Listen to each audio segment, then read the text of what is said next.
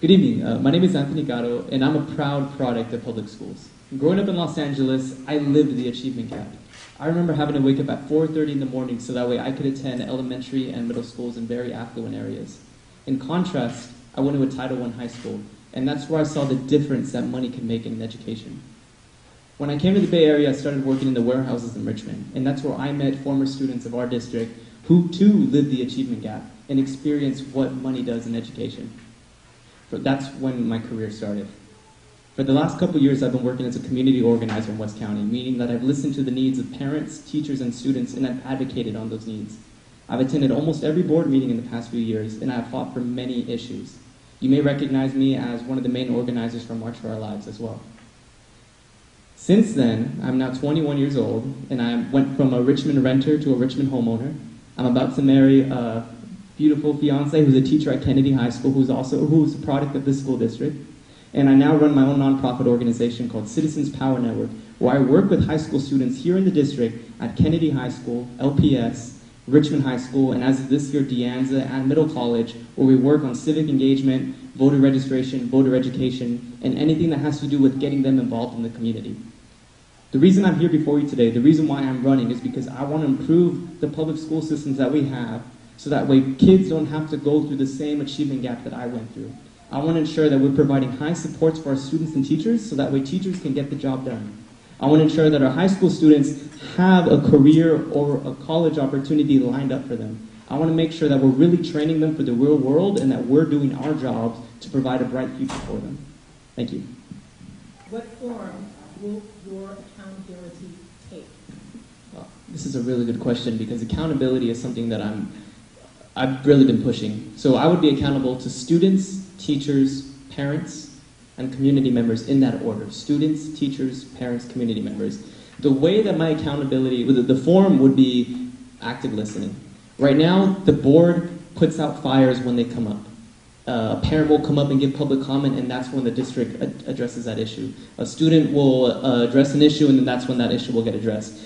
I think that school board members should be actively listening to students, parents, and teachers and asking what can we do rather than waiting for them to come to the district and say what needs to be done. So if I'm elected a school board member, I would implement more systems for students to be able to voice their concerns, more systems for the district to communicate, to better communicate with parents on what's going on.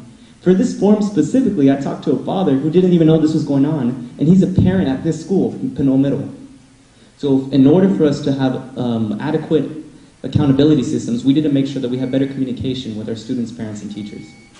There are students right now who don't even know what jobs that they can grab right now. The purpose of our district should be to prepare our students for life after high school, for the real world.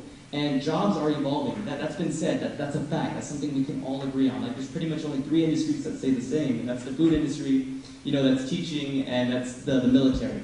If we want to prepare our students for what's out there, we need to expose them. And that needs to be at a very early age. We need to start having career fairs at the elementary school level so that when students can see what they do. When I was in elementary school, I only knew what my father did. But like I said, I went to a very affluent school, and we had Farmer John come in every now and then and tell us about farming. We had the computer guy come and talk to us about that.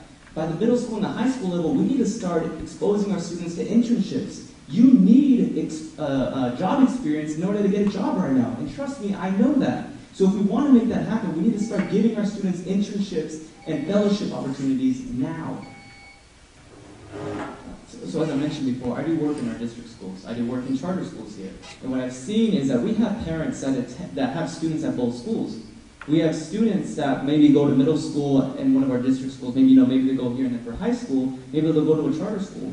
To parents and students, all they want is a better education system. They just want the best school for them. And I want to ensure that our district schools can provide that. I've been listening to parents, and sorry, I already said that.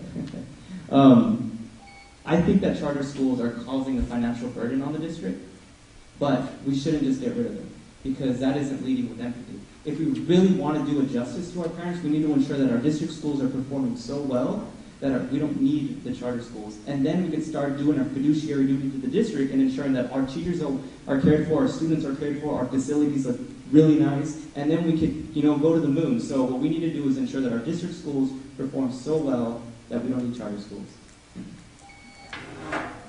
So there are 5 seats on the school board. And I believe that the school board members should all complement each other. So you have 3 seats that you get to choose for in this election, and all I ask is that I'm one of your 3 seats. I may not have decades of experience, but that's okay because you could elect somebody else who does.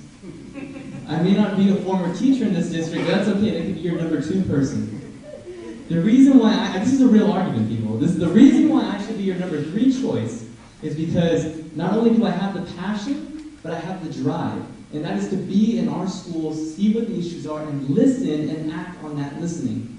So like I said, you may not have seen me before, but I've been around. I go to school board meetings. I go to SSE meetings. I go to our schools. Almost every single day I'm at a different school site.